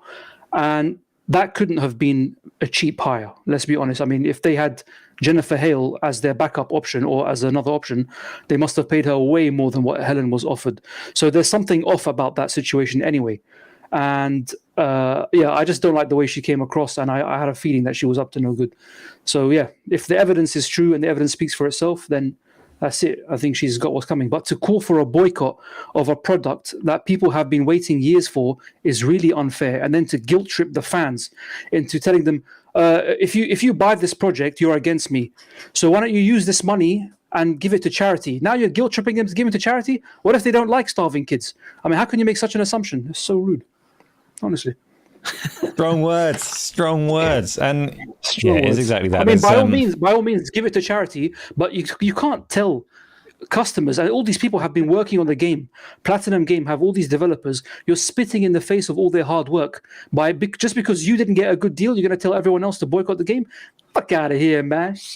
Where's Gaz's beeping machine? I'm going to go on nuts in a minute. Beep, beep, press the button. I do actually have the same buttons. So I'm not going to press them. The one thing that I did see on there, so regardless of what way the offer went and didn't, I've seen a lot of people come out and say that she should have had what she was asking for. It's fair to ask for residuals, and that one I found really quite interesting within the video game space in particular, because you see it in films all the time, like big actors go in and they get their residual money depending on performance and so on. But for a game, I don't know, is a voice actor more important than the artists and developers that are behind the project itself? Do they deserve residuals as well? Maybe they do. Do you have any thoughts, Huggy? You're shaking your head. What do you reckon? Yeah, I find this whole thing laughable. As it turns out, it's $250 an hour. I'm sorry. How many people make $250 an hour? I wish. People who make freaking pharmaceutical drugs that all of us use to stay alive, they don't make $250. This is ridiculous. These people are so ridiculously over entitled. Okay, and okay, what if the people that are playing it are in Japan? They're not using that voice. They're using something totally different. She's not the voice of the Japanese version. She's not the voice for that game for every country. Okay, and the arrogance, the level of entitlement of these people. I'm sorry. To me, this is the absolute opposite of how you should be. Right? You should be humble and accepting of reality. $250 an hour is so ridiculously high for most people on the planet. Preach. Okay? And for actors to come out, oh no, that's not enough. Woe is me. Please spare me. Spare me. There are so many people who live on $1 a day, and you're telling me you can't live on $250 an hour. Sorry, I'm not listening. It's bullshit. You have to grow up and realize you are way overprivileged. This is a bunch of crap. Karen, the game is made by hundreds of people who actually make the game. You're playing a game. It's not about the stupid voice. And this is a Nintendo game. How many lines do you think this has? 6 million? Come on. It probably has a whole total of 1 hour of freaking actual dialogue from that person. Seriously. Are you kidding me? Really? Safe. No. Safe. I credited you with strong words. I take it back. Huggy gets the strong words approval. The strong words, man. God damn. I don't want to go into this for too long, but Dutch, do you have anything to add? Yeah, just one thing. Of course, I think the follow-on to that was the hilarity that followed from Kamiya, the studio head for Platinum Games. Yeah. Who Insect? continues. No, carry on. Continues. Oh God. Yeah. I seen another thing on Twitter today actually where his translated words on one of today's comments, other than just calling someone insect, was talking about someone making gay sex and calling them gay on Twitter as well. So homophobic slurs and calling them an insect. I was like, come on, how has this guy still got a platform to speak on? Like, why? How is he head of Platinum Games? Like, I really don't understand it. Like, he's one of the worst people in this medium. He's gone from the industry, honestly. There's no wonder that Phil doesn't want to work with them. Are like that, though. Bring them back at Scalebound, because with that attitude, honestly, Scalebound. yeah, God. I forgot about that shit. But if you're talking about the way that she's went on and compared herself to NHS workers, etc., and again the pay rate with $250 an hour, God, I wish. Exactly. Right? If you're talking about that kind of level of arrogance and entitlement, I think Kamiya's got exactly the same problem. He's like, he views himself as some kind of god. Yeah, two wrongs don't make a right. Someone said it in the comments. They're two cheeks of the same mask. Let's put it that way. Exactly. So, voice actress aside, like voice acting is one thing. Is anyone actually getting Bayonetta 3? Do we have any Bayonetta fans on the panel? Shaking head. Played Bayonetta 1. I think I might have played 2. I'm not overly fond of the hack and the problem is button mashing, and that usually gets my carpal tunnel going, and I'm like, eh. Mm-hmm. So. Well, there we go. We are officially boycotting Bayonetta 3 here on the panel. Let's talk about Resident Evil. I bet we've got some Resident Evil fans. So we had, what did they call it? I can't remember what they called the event, but we've seen some Resident Evil 4. We've seen some Reverse. I haven't actually watched this yet. So, Safe. Yes, sir. Tell me all about Resident Evil. Resident Evil, yes. So Resident Evil 4 Remake, we have a new trailer where they revealed some of the characters, returning fan favorites, the president's daughter, whom you have to rescue, and of course the merchant, which I'm very excited to be reacquainted with. What are you buying? Not enough cash, stranger. He's one of my favorite characters. It looks amazing, man. The engine looks beautiful. I love the Resident Evil remakes lately. They've been so good. And there's also the DLC for Resident Evil. What number are we on now? 8, I believe. Village. So Gold Edition coming out in time for. Yes, indeed. In time for Halloween, you got third-person mode, which they're including, which is kind of strange because I still think you can't see the protagonist's face. Fine, whatever. What else is there? Oh, yeah, they're adding some characters to Mercenaries mode, so there's plenty of content there. And there's some story DLC, which is really cool, where you play as is the main character Ethan? I can't remember his name, to be honest. You play as his daughter, and she's got some weird powers and all that, so it looks pretty cool.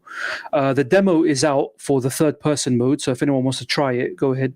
I haven't done that yet, but you have my blessing. You may play it. And yeah, so looking forward to that, man. Resident Evil 4 is one of the highlights of the series. It's one of the best games, I would say, ever made, but also one of the best, if not the best, Resident Evil experience. So very exciting that the remake is not actually that far away. Reverse, I have no idea about. I never play. I'm sure it came out before. Why am I hearing about it like as if it's new? It's the multiplayer mode, right? I don't know. But yeah, I'm not interested really in that. I don't think it did particularly well when it did come out, if it did come out. Or did I imagine the whole thing? I don't know. But yeah, looking forward to the rest of it. So yeah, pretty cool. Let's go straight on to you, Huggy. Resident Evil. Getting it. You said you don't like horror games that much. Is there an exception to the rule for one so pretty? That are pretty. I mean, I actually played through most of 4. Was that GameCube? I think that's where that came out, right? So I played it there. The thing that I didn't like about it was the you have to stop running to gun, which I assume is going to be fixed here, because that was my main complaint. It just became so annoying.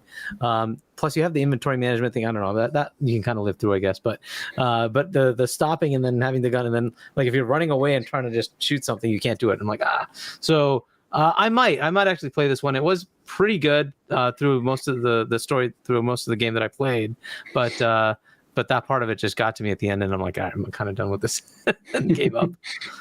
Fair enough. Well, Dutch, I'm going to come on to you in 1 second. Byla has reminded me we do not have nearly enough likes. I've only got 2 hands and 400 accounts, so I can't do it. If you're watching right now, please do hit that like button. It helps us an awful lot. Dutch, tell me about Resident Evil 4. Tell me you're looking forward to it, and tell me if you know anything about the multiplayer bit that they showed off. Yeah, Resident Evil 4 is the remake that I've been waiting for since the start. Resident Evil 4 is my favorite Resident Evil out of all of them. I was never a fan of the original 2, mainly because of the tank controls. What makes 4 so good? 4, it was just a change. It was the change of direction that I think the series kind of needed at that point, and it's just fond memories. It's one of the first ones that I actually got into and enjoyed. From both the story to the action to the kind of twisted villagers that you meet, that obviously they're infected, but it's more like they're all kind of, they've just gone batshit insane than anything else. Which is just it's really good, and I just really fond memories of it. And again, I have the remake of 1, the remake of 2, the remake of 3. I've got all of them because I game share, and the guy that I game share with really loves the Resident Evil collection, so naturally I have them all. But this is the one that I've been waiting for. From what I've seen on the remake so far, it looks absolutely tremendous. I think they've done a really good job of it so far as well. From a visual perspective, gameplay-wise, I know they always change up a little bit on both the gameplay and in terms of how the game plays out. So I know obviously the layout of Resident Evil 1, 2, and 3 remakes were entirely different to what they originally were. Well, not massively, but there were certain sections that weren't there in the original games that they changed up a little bit to keep it fresh. A few of the complaints that I had heard from my friends specifically on the other remakes was that they were very short, and some of the stuff had been cut. Yeah. Especially 3. 3 was so short. Yeah, so short. And that was the one primarily he complained about. He said, yeah, it's like I managed to finish it in like 2 hours. And I was like, that is pretty short, considering like they aren't cheap games when you get them in like 2-3 hours. That is very short. Fortunately for me, they were cheap games when I got them, so I was satisfied with how short it was. I really struggle. I'm playing Horizon Forbidden West at the moment, and the map has opened up and gone, you're going to be here for 100 hours, and it's like, oh, I don't have 100 hours. Give me a 3-hour Resident Evil, please. No, Ubisoft syndrome. Yeah. I just played the trailer for Resident Evil Reverse. It's labeled launch trailer, so I'm assuming it's something that you can get access to right now. It looked fairly terrible, so I'm not going to go and download it straight away. But Dutch, are you familiar with it? Do you know what they're doing with it? I'm familiar with it because it came with one of the other Resident Evil remakes. I don't know which one. Yeah, I'm sure it did. Yeah. And I have it apparently. because of one of the remakes. But I'll not be playing it. No, I've got bad memories of other attempts by them in the past to create things like this, and I will not be touching them. I still also remember that horrific Metal Gear multiplayer thing that they tried to make. Oh, Survive! What the fuck was God. that? When I see or think of something in a universe like this and think multiplayer, I think, dear God, no. It looked genuinely awful. Amazing, Neil. Thank you for the super chat. Simply saying, hit that like button. It is a command, so everyone must do it, unless you already have. In which case, leave it alone. Leave it alone. Yeah, let's go on to the next game. No, before we do that, quickly going to go around the panel. Best, favoritist Resident Evil. Safe. Which one's your favorite from the series? I'd have to say number 4. I had it on the Wii and I really, really enjoyed it because I like the Wii remote aiming. I think it's much better than using an analog stick for that particular game. But from the more recent ones, I really enjoyed 7 because I like the change of direction and the first-person mode, very atmospheric, very, very scary. And I played the entire thing in VR, which was an amazing experience. So there you go. Yes, we got VR mentioned. I'm happy. Huggy, best Resident Evil. I've played 4, 5, 6, and 7, and of them I still liked 4 most. but yeah, so I'll stick to 4. I'd say I'm surprised. It's a real fan favorite. Everyone loves 4. They did Resident Evil 4. You can play in VR on the Quest already as well. Like, it's a popular entry in the series. So they're remaking it. They remade it for VR, and everyone seems to love the original as well. Dutch, I think you already said the 4 was your favorite, didn't you? Yeah, 4 followed by 7. The reason I liked 7 was it was a return to horror. It was a return to creepy and just keeping you on the edge of your seat. And that's something that I think the original Resi Evils didn't have at all. Like 1 and 2, it was just typical like slow moving zombies, didn't do anything. You just shoot them and move on. Like, it wasn't horror. 7, no, it's just horrific. Like cannibalism and all that stuff. It was great. Amazing, yeah. I mean, apart from the fact that you can heal a sawn off hand with a bottle of water.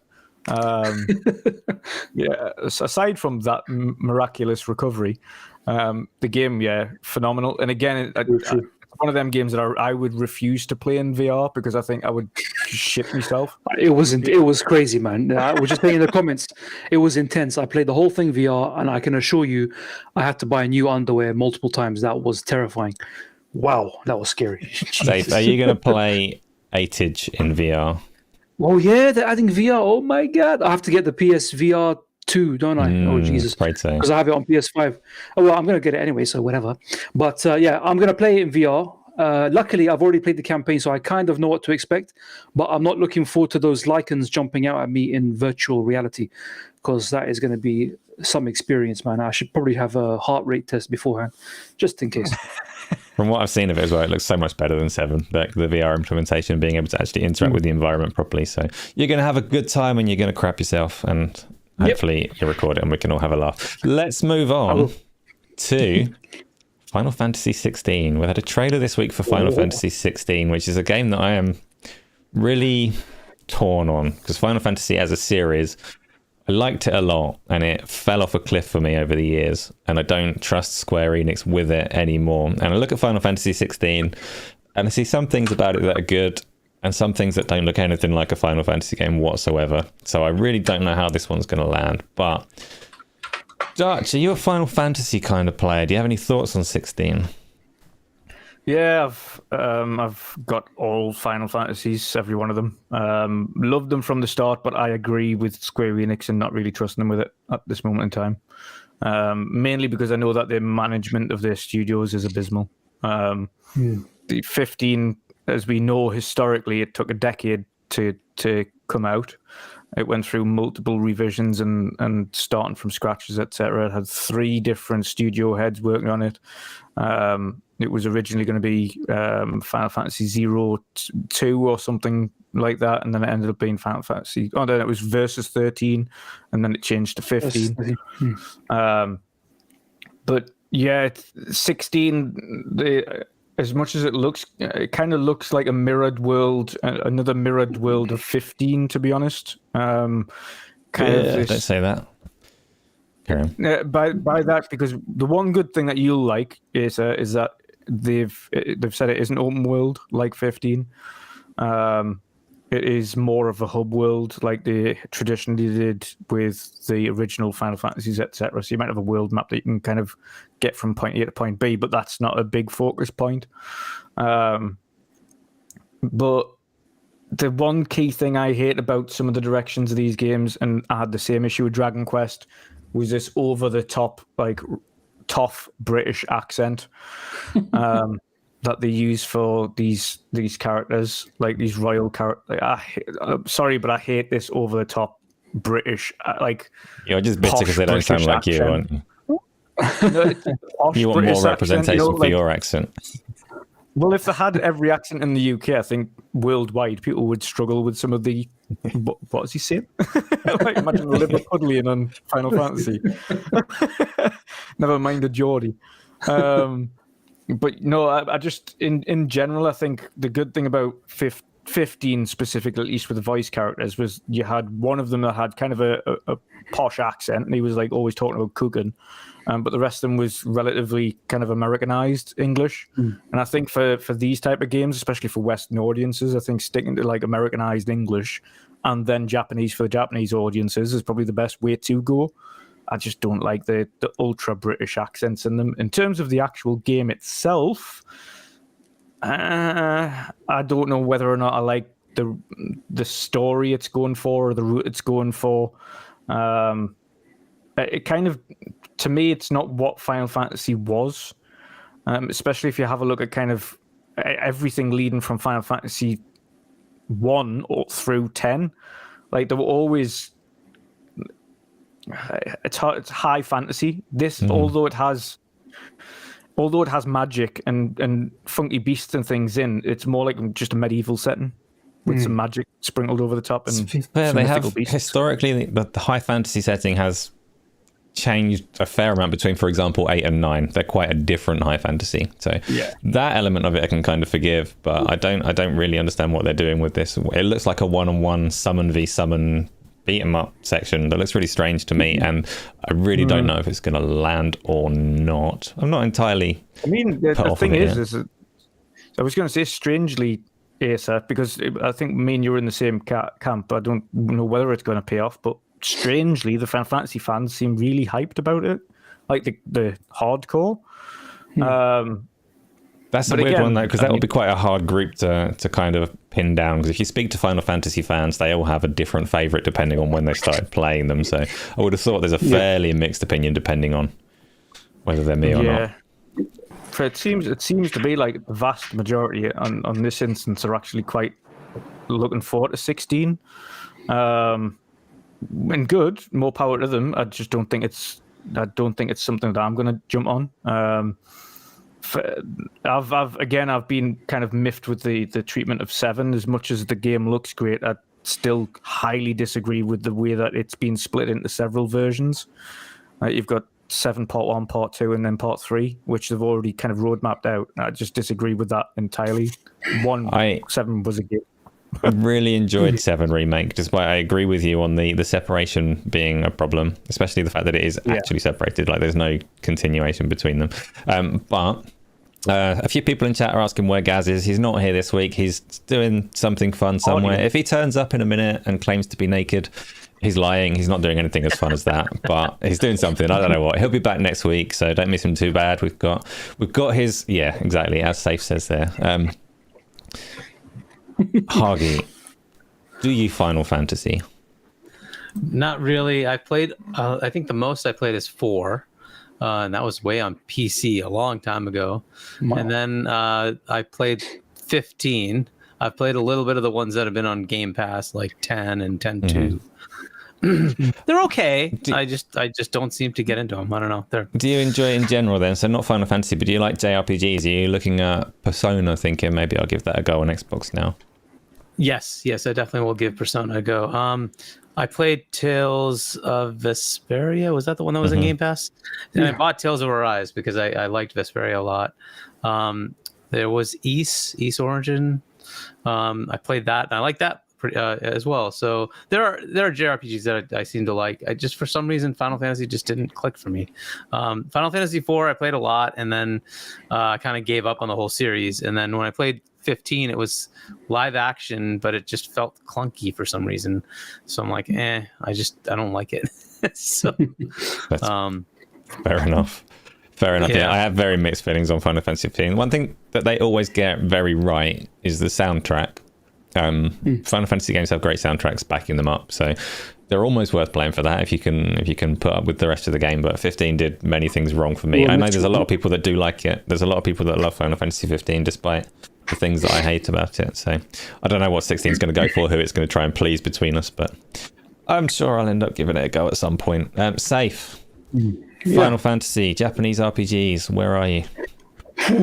With Japanese RPGs, I'm kind of love-hate. I love the concept of some of them. I do enjoy the storylines, the creativity, the settings and stuff like that. But I'm not a fan of turn-based combat. I know, blasphemy, I know. And that's why I can't really get along with most Final Fantasy games. I've never been able to really enjoy them, except for Final Fantasy VII. And the reason for that is because I know the story so very well from just listening to my friends talk about it. Everyone who's a fan of it, they sung its praises back in the old days. So I had like an emulated version of the original one, and I've got Remake, and I really enjoyed it, finished it, and the combat is something that I can actually get on board with. It's my type of thing. It's my cup of tea. So I'm looking forward to the rest of them. I'm also not too happy about the fact that it's split into different parts, and then there's all the bunch of spin-offs. There's Crisis Core coming out, which does look cool. I might get that on the Switch unless I don't know if it's nice on PS5. Why punish yourself? Get it on the Switch. I'm a sucker for punishment. What can I say? I just Anyway, but Final Fantasy 15, I did try to give that a go. I found the combat very clunky, and I didn't like the characters because they looked like boy band rejects on some kind of buddy cop road movie kind of quest with somehow giant monsters in the countryside. I didn't understand it. As for the accents, I agree with Dutch on that, but have you ever played Xenoblade Chronicles? Bloody hell, those accents are really annoying. Dragon Age 11. Oh, I never played Dragon Age. Oh my god, but I can imagine. But I'm with you on that. So Final Fantasy 16, I haven't actually seen the latest trailer. It does look, they always look really impressive, but it depends. For me, it depends on the combat gameplay. If definitely the mechanics not turn-based from what we're seeing, so maybe you'll love. Then okay, maybe it's for me, maybe not. I don't know. We'll see. But I'm not particularly interested. I'm just waiting for Final Fantasy 7 Part 2, The Revenge of Final Fantasy 7. I don't know what they're going to call it, but yeah. Okay, cool. Final Fantasy. That's a game that's coming. We've spoken about enough games now. Let's move on to something a little bit more. I don't know. My words have left me. Like I say, I'm tired now. So we're going to talk about music. No, we're going to talk about Xbox and their plans in mobile gaming. So we know that Xbox have got, or they're in the process of acquiring King. They're going to get Call of Duty Mobile. They're going to get Candy Crush. We know that they've got Xbox cloud streaming that you can use on a mobile. One thing that came out, and I if you know me, you know I very much don't like talking about Activision, Blizzard, King, CMA, or anything like that. But one interesting little thing that came in there is a quote about Xbox's plans for mobile gaming, and specifically in mobile store. So what Xbox have submitted, or Microsoft have submitted, is I'll read this out. Is building on Activision Blizzard's existing communities of gamers, Xbox will seek to scale the Xbox Store to mobile, attracting gamers to a new Xbox mobile platform. Shifting gamers away from the Google Play Store and App Store on mobile devices will, however, require a major shift in consumer behavior. That's a fairly significant development, because we know that they're getting these games and we know that they're making inroads into mobile, but their own store on those platforms, particularly with all the legal back and forth between Epic and Google and Apple and all the rest of it. Let's go first. Hagi, you've got fair ideas of how you see the future of Xbox gaming going. So let's say 10 years time, we'll assume that the acquisition goes through without a hitch and all the rest of it. What does Xbox look like on mobile? Yeah, this is an interesting area. I don't, those platforms do have a right to say, hey, we've locked down our platforms to have these stores. Will regulators or governments come in and say, no, you're too big to do that? Right. Android, for instance, is used by billions. can they say, hey, like Microsoft, you have to allow on Windows, you have to allow other stores, right? You have to allow other people to publish stuff on those platforms. Now, Android does that today, right? So China, for instance, they're not using the Google Play Store; they're using other ones. So you could technically do that. That's available. On iOS, it's locked. This is an interesting play, right? It's obviously one that's going to require either Microsoft to make agreements with both those companies, which may not happen, or them going to the government and saying, hey, they're blocking us from doing something competitive on their platforms. And, if I look at this equivalently and say PlayStation, Nintendo, and Xbox, are they not doing the same thing? Can I get PlayStation games from a PlayStation store on an Xbox? No. Can I get Nintendo games? No. Right? So Microsoft would have to open up theirs. And I think they made that claim. Satya did, at least, that they're going to start looking at that. So this is a play where they would have to make the first step and say, we're going to allow on our Xbox, we're going to allow other stores, right? And if now that you happens, mention that, though, they did mention not that long ago, sometime over the last year, they mentioned that they're doing that on Windows, didn't they? They've opened that up. They made Tim Sweeney very happy Windows by putting the that Epic way. Store on there. Yeah. I mean, Windows has been that way for Steam, right? It's been there forever, right? Windows has, but the Microsoft don't Store, care. you can go onto the Microsoft Store specifically, and you can download the Epic Store within it. So that's kind of a play towards this. So we'll see if that happens, right? It's because it's not Microsoft alone, but they're making the product and saying, hey, we want to now put this on these platforms and trying to make that play. It's a potentially cool thing, right? But it's an interesting long-term play that will require some finagling. At first, it's going to be company to company, and you're probably going to get a lot of resistance. And then we'll see if they go the government route, which always gets messy. But but it may be the right thing. I don't know. Yeah, it's definitely going to get some resistance from Google and especially Apple for sure. Wandering Dutch, you're Microsoft. You're looking at the gaming landscape. You've got 200 million-ish potential console gamers, 4 billion gamers. Most of them are sitting there on their mobile phones, and you want to reach that audience. What do you think is going to be key? Is it cloud streaming or is it Candy Crush? Well, ultimately, Candy Crush. It's too much to our disliking. It's games like Candy Crush and things like that are absolutely dominating the market. I mean, Candy Crush and all of those games make more money than Call of Duty and anything could possibly hope for. They are dominating that market essentially, and I know this is already out, or at least is rolling out in some sections, but Xbox are already bringing out an Xbox mobile app. Or at least will be very shortly.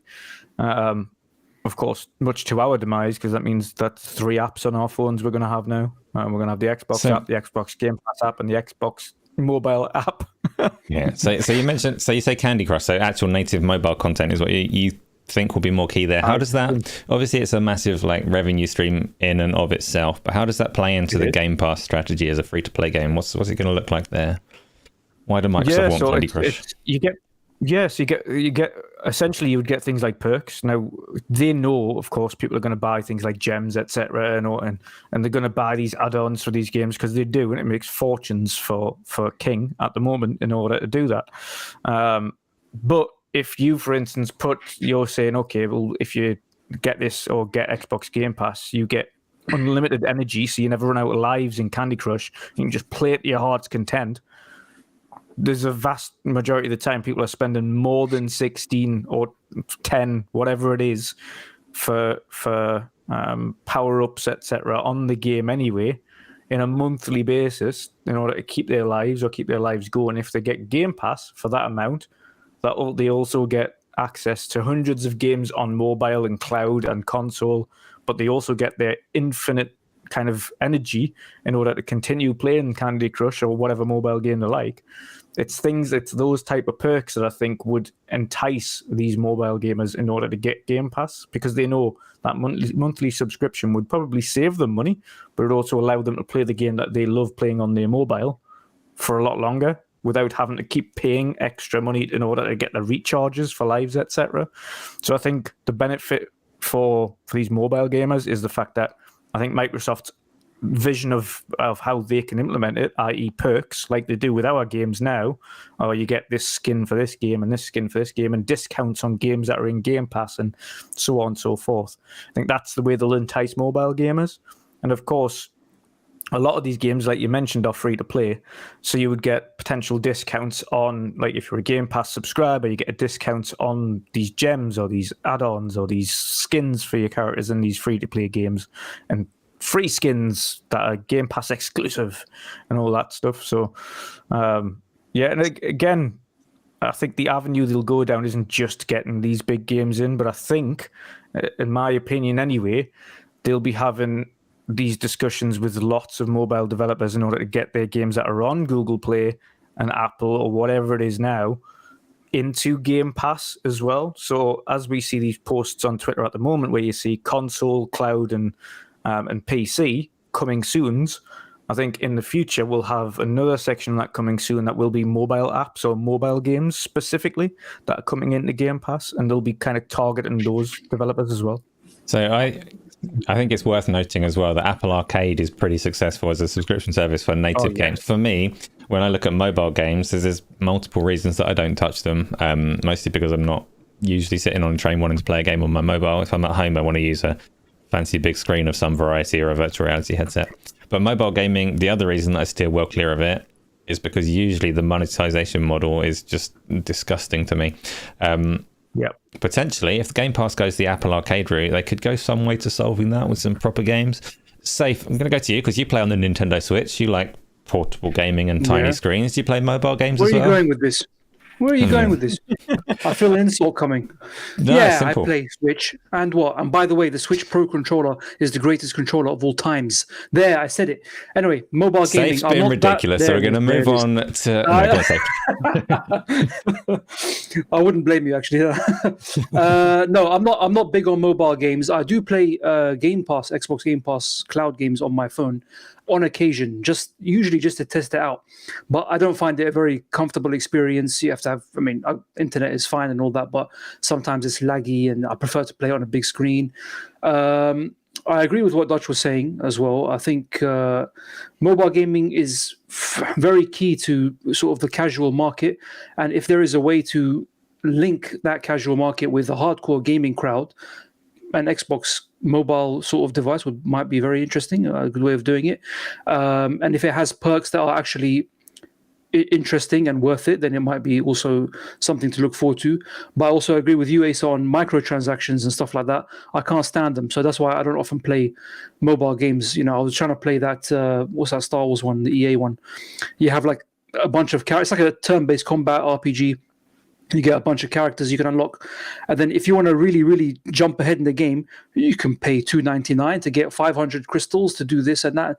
It's just a nuisance, man. I'm not really into that kind of stuff. So, yeah, it's not for me. Fair enough. Hargy, one more for you. So, again, I started on the 10 years time, but for you, in 10 years time, you look at the Xbox division, they've got native console games, native PC games, cloud streaming games, native cloud games, and potentially mobile games. What does the pie look like? Where is all their money coming from? What are they going to focus on? Well, look, 10 years from now, what is a gaming device is a very interesting question, right? So what I've been looking at as the trajectory is, let's say we go back 10 years and say, what's your normal graphics card? And in 10 years, what are the current normal cards going to be, and could that just be in your device, right? So if I look at, say, a phone or even a TV today, and the processing power it has, is that the equivalent of something we had 15 years ago as a computer device? If it is, the stuff that we have today will just be in your TV. Why can't the TV be your game playing device, right? It has the processing to do it.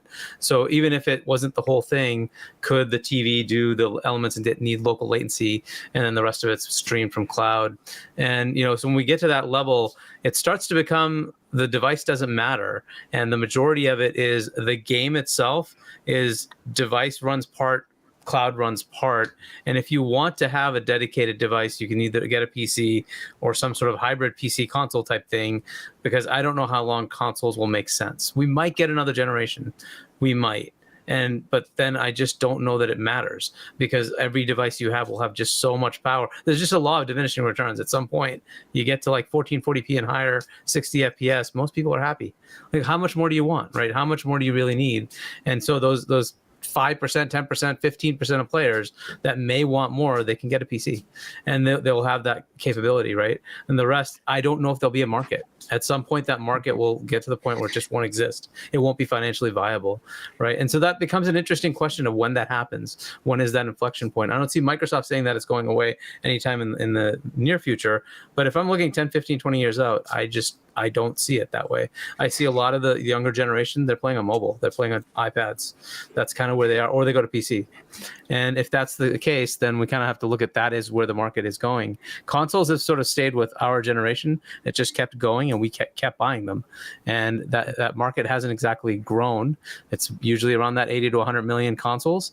And then, it just stays there, right? Because there's more gamers. There's absolutely more gamers today than there are in 1980, 1990, 2000. There's absolutely more gamers, but we're not selling that many more consoles, right? We're doing factors higher, billions of users, but we're still at the 100 million consoles. And I don't know that that's going to grow. I think the console is kind of waning, and then the devices are going to take over, and it won't matter. So your iPad in 2035 will have enough power to just run whatever it needs to and cloud stream the rest, right? Your TV will just deal with whatever it needs to, and then cloud stream the rest, right? I think that's where it's going to go. I don't know that the console is going to be the thing. With that much power, you would just say, I'll just get a PC, right? And the PC will shrink down to the point where you can have a console-like experience from a PC. That at least is what I'm guessing will happen. So I think, where will Xbox get its money? It'll be cloud. It'll be mobile. I think that's the trajectory. I mean, you just look at the gaming world today. I think it's like 70% of the revenue is mobile, right? It's ludicrous just how big it is in comparison to where a console is today, or PC. That's console and PC is 30%, and the rest of it's mobile, right? And PC is bigger than console, so you have to just look at where they are, right? It just is what it is. So. Yeah, I think there's a really quite interesting conversation to be had about not just so the platforms and the restrictions to getting on them are going to drop down, and games are going to be easier to deliver to people. But there's a real question on where content meets audience, whether the experiences that we as console and PC gamers and all the rest of it, the experiences that we love and cherish, there's this kind of assumption that the other billions of gamers that aren't quite interested enough to get a console, they'll also love Halo and everything else. And I think there's a real interesting conversation on where content meets audience on that, but it's quite a big conversation. So we'll save that for a week that has less gaming news. For now, we're going to begin to wrap up. So we'll go through some little outros. We're going to talk to Safe. Safe, thank you for coming and representing the source on Gaz's behalf. Hope you had a great time. Talk to our audience. Tell us what you're up to. Just trying to finish Plague Tale and Scorn as well. I've got about 3 million Switch games that I keep starting and never finishing, so one day I'll get through that. You can catch me on Twitter. I often tweet stupid things and controversial statements, sometimes occasionally funny. I also beef with a lot of people on Facebook, so just look out for my comments on Lad Bible. What else can I say? That's about it. Yeah, I really love GameOnDaily. They're my best friends. Please like, comment, subscribe to my Only Falafels. That's it. Nice. Thank you. Yeah, Safe is absolutely a legend, so do follow him on Twitter. Keep an eye on what he's up to. Watch those source videos because he is ever present and does bring a lot of talent to them. So thank you very much for that. Thank you. Hargy, tell the good people what you're up to. Yeah, I've been finishing up games that are leaving Game Pass. This has been my thing lately. I've been trying to finish the games before they leave, and so I've finished Echo Generation and Forgotten City and Beacon Pines. Well, Beacon Pines was leaving. Good Life, things like that. AI, the Somnium Files. So that's what I've been doing, is just playing all those games before they leave. And as far as catching me, I'm H Chunny on Xbox. I'm also on Discord, same tag. So that's me. That's quite an eclectic little selection of games that Game Pass is pushing into your path, which is great. Play everything, have all of the fun. Yeah, exactly. Dutch, you've got your channel. You've you had a little break. You've come back. It's been a bit of a struggle with the YouTube algorithm. Push it. Tell people where to find you. Thank you. Yeah, no, it's been awesome today. We have numerous shows now. Of course, as you mentioned at the start, we've got our new Tuesday one, which is actually a podcast mixed with gaming, which is a Sea of Thieves. It's called Sea of Tuesdays Playcast. I'm going to be on that soon. Dutch doesn't know it yet. Which essentially we play the game, but we also have a podcast at the same time. So our guest is actually playing along with us, and that can be people from the community, it can be other podcasters, but it can also be the developers from Rare as well, coming in to talk about the game and just have fun whilst we do that. So it's a little bit different. Of course, every Wednesday, of course, we've got the Midweek Mix-Up podcast, and every Sunday we have the weekend edition as well, which kind of mixes in both gaming and popular culture things like Marvel discussions or Ring of Power or whatever it is that we're kind of watching at the time. So good discussions on Sunday, a little bit more of a relaxed one. Sometimes it's a short one. Sometimes it's uber long because we have special Nick on, and he just likes to talk. But yeah, you can find me everywhere at Wondering Dutch. But gents, it's been a pleasure as always. Awesome. And the whole, the panels that he has across those shows are good people. So do go and give them a follow as soon as you can. What's this? It's a member chat. Cool people in chat are exclusively uninvited to watch a bonus show on Thursdays. Oh, I see. That's my content. I was helping me push myself. So I do things as well. I don't normally look like this flustered or not. My room is about 1 billion degrees at the moment, but I've been streaming quite a bit on my YouTube channel. I do a little show on a Thursday, which is just me talking for 17 hours. I'm exaggerating every number that I say today. I cannot help myself. 17 hours of me talking. If that sounds great, come along. Thanks everyone for coming and supporting this as you do week in, week out. It's great we have our conversations here, but we're all reading chat as well, seeing what you have to say, and it is brilliant. Gaz is back next week, so congratulations, commiserations, I don't know, whatever. If you like Gaz, that's good. If you don't, you'll be all right, because the rest of us are getting on with it as well, and we will see you then.